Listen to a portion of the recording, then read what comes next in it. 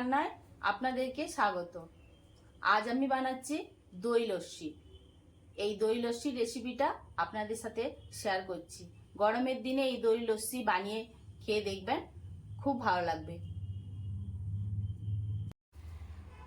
দই লস্যি বানাতে লাগছে টক দই, ঘরে পাতা টক দই। এই ঘরে পাতা টক দই দিয়ে লস্যিটা বানালে খুব সুন্দর টেস্ট আসে। আর যদি আপনারা ঘরে পাতা টক দই না পান, বাজারে কিনে এনে সেই দই দিয়েও বানাতে পারেন। আর লাগছে চিনি, কিছুটা পুদিনা পাতা, ডেকোরেশনের জন্য লাগছে কাগজি।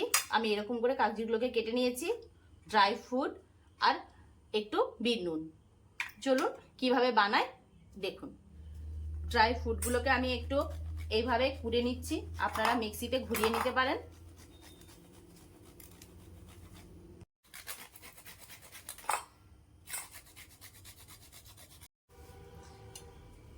আমি 2 গ্লাস লস্যি বানাচ্ছি, তার জন্য আমি 150 গ্রাম দই নিচ্ছি।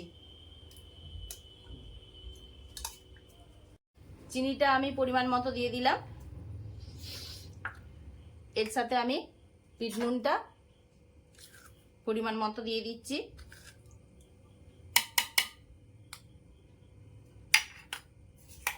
এরপর আমি এটাকে মিক্সিতে একটু ঘুরিয়ে নেব।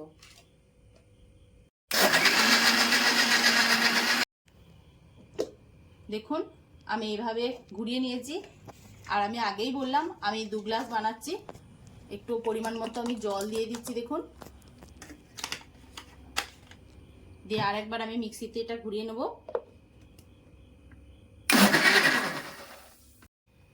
দেখুন আমি গ্লাসের মধ্যে 2 টুকরো বরফ দিয়ে দিচ্ছি। আপনারা চাইলে আরও একটু দিতে পারেন। আর দেখুন কত সুন্দর আমার লস্যিটা তৈরি হয়েছে।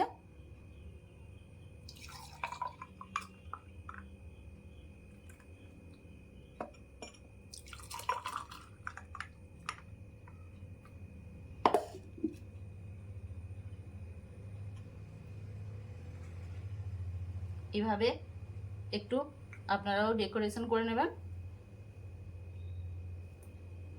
উপর থেকে আমি ড্রাই ফ্রুটগুলো একটু দিয়ে দিলাম।